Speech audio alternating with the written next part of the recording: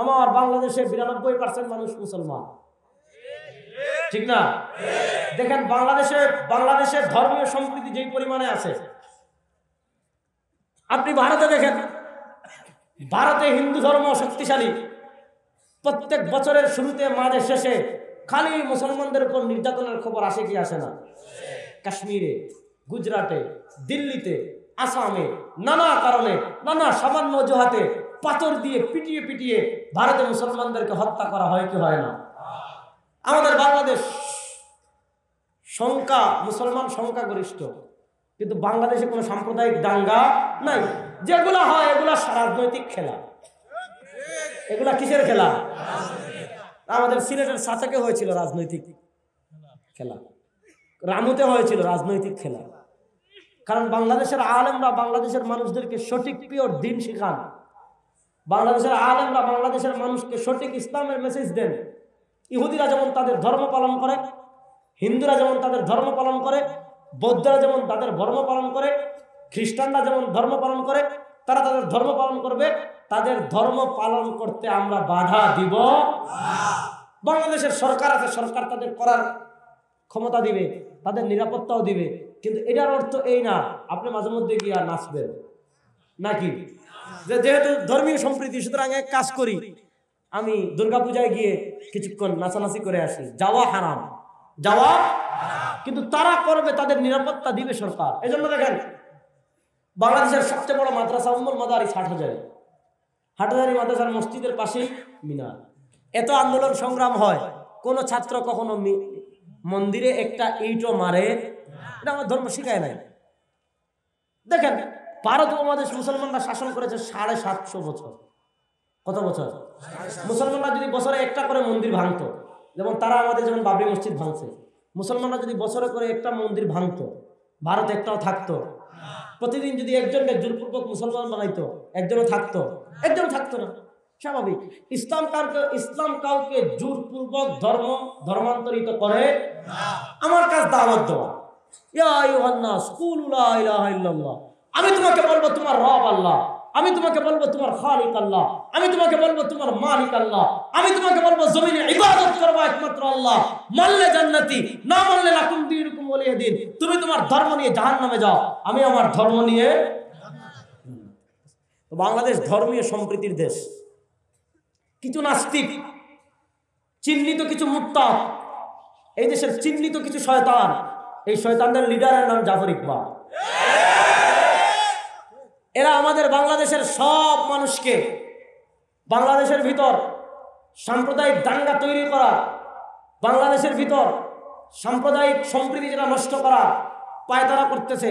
সাম্প্রদায়িক সম্প্রীতির অর্থ এই নয় আমার মুসলমান বাচ্চাদেরকে আপনি বিবর্তনবাদ শিখাবেন না। হ্যাঁ, সাম্প্রদায়িক সম্প্রীতির অর্থ এই নয় যে আপনি আমার মুসলমান সন্তানদেরকে দাড়ির বিরুদ্ধে প্রচার করবেন। সাম্প্রদায়িক সম্প্রীতির অর্থ এই নয়, ধর্মীয় সম্প্রীতির অর্থ এই নয় যে আমার মুসলিম সন্তানদেরকে আপনি পর্দার বিরুদ্ধে কোনো কিছু শিখাবেন। এখন দেখেন এই জাফর ইকবালরা কি করতেছে, আপনি যা কিছু করতেছে মানে আপনার মাথা আউট হয়ে যাবে। কারণ একটা বাচ্চা যখন ছোট থাকে তখন তার মাথায় যেই সফটওয়্যারটা আপনি ইনস্টল করে দিবেন ওটা সারা জীবন থাকবে। কুল্লু মাউলুদিন ইউলাদু আলাল ফিতরা ফাআবাহু ইউহাফিদানি আও ইউমাসসিরানি আও ইউনাজ্জিসানি। এজন্য এই গুটি কয়েক 2-4 জন নাস্তিক, এই 2-4 জন 5 জন নাস্তিক আমাদের শিক্ষা ব্যবস্থার সর্বোচ্চ আসনে বসে আমাদের বাচ্চাদের অন্তরে নাস্তিকতা, দাড়ির প্রতি বিদ্বেষ, পর্দার প্রতি বিদ্বেষ, বিশেষ করে আমাদের ভারত উপমহাদেশে মুসলমান যারা শাসক ছিলেন, মুসলমান শাসকদেরকে খারাপভাবে উপস্থাপন করে ইসলামী শাসনের বিরুদ্ধে, ইসলামী আইনের বিরুদ্ধে, ইসলামী বাদশার বিরুদ্ধে, ইসলামের নানা অকাট্য বিধানের বিরুদ্ধে নানা ধরনের মিথ্যা কুৎসা রটনা করিয়ে আমাদের বাচ্চাদের অন্তরে খারাপ ধারণা তৈরি করার চেষ্টা করছে। আপনারা কি চান আপনাদের বাচ্চারা নাস্তিক হোক? কারা কারা চান না? আমরা কি চাই আমাদের বাচ্চা নাস্তিক হোক? আমরা কি চাই আমাদের বাচ্চা ইসলাম বিদ্বেষী হোক? সুতরাং আমরা চাই এই ধরনের পাঠ্যপুস্তক, এই ধরনের সিলেবাস আমরা আমাদের বাচ্চাদেরকে পড়াতে চাই, বলেন আমরা আমাদের বাচ্চাদেরকে পড়াতে চাই, আমরা আমাদের বাচ্চাদেরকে পড়াতে চাই। কালকে দেখলাম এরা এমন লেখা লাগছে বঙ্গবন্ধুর বাপের নামও ভুল করে ফেলছে। তো তোরা কি গাঁজা খেয়ে লাগছ? ভুল তো মানুষের এক জায়গায় হয়, পাতায় পাতায় ভুল যারা করে নিশ্চিত গাঁজা খেয়ে বই লিখছে, অথবা নেশা করে ইয়াবা খেয়ে বই লিখেছে, তার কারণে পাতায় পাতায় ভুল করেছে। এই গুটি কয়েক নাস্তিকদের হাতে আমরা আমাদের সন্তানদের ভবিষ্যৎ তুলে দিতে পারি না। সুতরাং আমাদের কথাবার্তা ক্লিয়ার, আমরা আমাদের বাচ্চাদেরকে এই ধরনের বই পড়াতে চাই। সুতরাং অবিলম্বে পাঠ্যপুস্তক সংশোধন করা হয়। আর আসতে বলেন ইসলাম বিরোধী যে কথাবার্তা আছে সবগুলো অতি শীঘ্রই সংশোধন করে আমরা এমন পড়া পড়তে চাই, ইকরা বিসমি রাব্বিকাল্লাযী খালাক, যেই পড়া আমাকে আল্লাহ চিনাবে, যেই পড়া আমাকে জান্নাত চিনাবে, যেই পড়া আমাকে জান্নাতে নিবে, এমন পড়া আমি পড়তে চাই। যেই পড়া পড়লে আমি মুরতাদ হয়ে যাই, যেই পড়া পড়লে আমি ইসলাম থেকে বের হয়ে যাই, যেই পড়া পড়লে আমার ঈমান আকীদা কিছুই ঠিক থাকে না, এমন পড়া আমরা পড়তে চাই না। আর আসতে বলেন সুতরাং সবকিছু আলেমরা করবে না। এই জন্য প্রত্যেক সচেতন মুসলমান, আপনি যেই দলের হন বাবা, আপনার সবচেয়ে বড় সম্পদের নাম ঈমান। কিয়ামতের দিন আপনার আওয়ামী লীগ পরিচয় কাজে লাগবে? লাগবে। বিএনপি পরিচয় কাজে লাগবে? কওমি পরিচয়, দেওবন্দি পরিচয়? কিয়ামতের দিন সুপারিশ করবেন কে? আল্লাহ। দেখছেন কিয়ামতের দিন সুপারিশ করবেন কে? মুহাম্মদুর রাসূলুল্লাহ সাল্লাল্লাহু আলাইহি ওয়াসাল্লাম তার কোন উম্মতকে সুপারিশ করবেন? মান কানা ফি কলবিহি মিসকাল হাববাতিন মিন খারদালিন মিন ঈমান, যার অন্তরে সবশেষ দানা পরিমাণ ঈমান আছে তাকেও নবী মুহাম্মদুর রাসূলুল্লাহ সাল্লাল্লাহু আলাইহি ওয়াসাল্লাম সুপারিশ করবেন। সুতরাং আমাদের ঈমানের হেফাজতের প্রয়োজন আছে না নাই? আর আসতে বলেন আমাদের বাচ্চাদের ঈমান আমলের হেফাজতের প্রয়োজন আছে না নাই?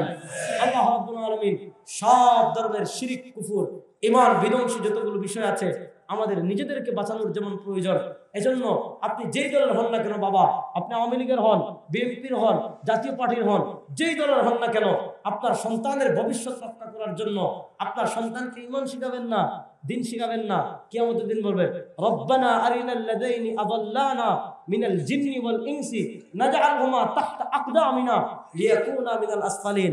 আপনার সন্তানকে এখন চুপ থাকবেন, আপনার সন্তান ডারউইন বিবর্তনবাদ শিখবে, পর্দা প্রথার বিরুদ্ধে শিখবে, দাড়ির বিরুদ্ধে শিখবে, ইসলাম বিরোধী নানা জিনিস শিখবে। কিয়ামতের দিন সে যখন জাহান্নামে যাবে বলবে আল্লাহ আমার অভিভাবকদেরকে আগে আনেন, আগে হে করে লাত থেকে জাহান্নামে ফেলাই, তারপর আমি যাব।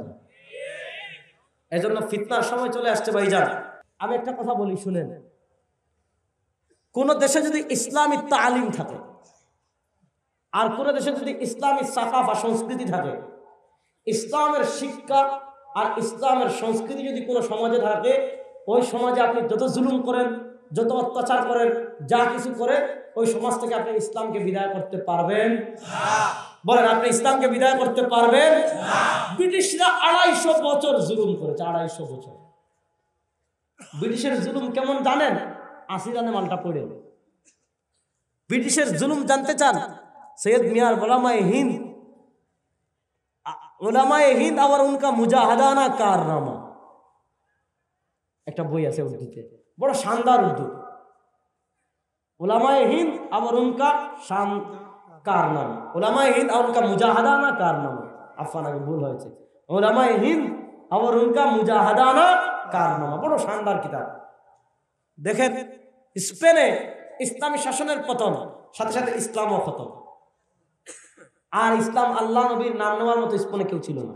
ইসলামী শাসনের পতন হয়েছে, বাস সাথে সাথে ইসলামেরও বিদায়। কিন্তু ভারত উপমহাদেশে ইসলামী শাসনের পতন হয়েছে, 250 বছর ব্রিটিশরা শাসন করেছে, কিন্তু ভারত উপমহাদেশ থেকে ইসলামকে বিদায় করতে পেরেছে?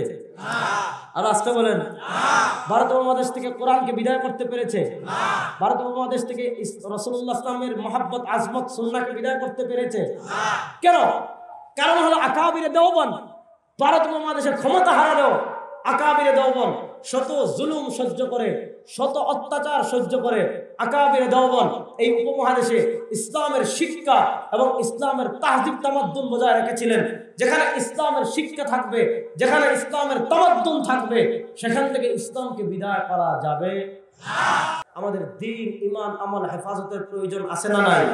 আল্লাহ আমাদেরকে আমাদের বাচ্চাদের সবাইকে পূর্ণ দ্বীন ঈমান আমল হেফাজত করার তৌফিক দান করুন। শুনুন আমিন। ইন আসাফতু ফামিনাল্লাহ ওয়া ইন আখতাতু ফামিন্নি ওয়া মিনাশ শাইতান। সুবহানাকাল্লাহুম্মা ওয়া বিহামদিকা আশহাদু আল লা ইলাহা ইল্লা আনতা আস্তাগফিরুকা ওয়া আতুবু ইলাইক। আসসালামু আলাইকুম ওয়া রাহমাতুল্লাহি ওয়া বারাকাতুহু।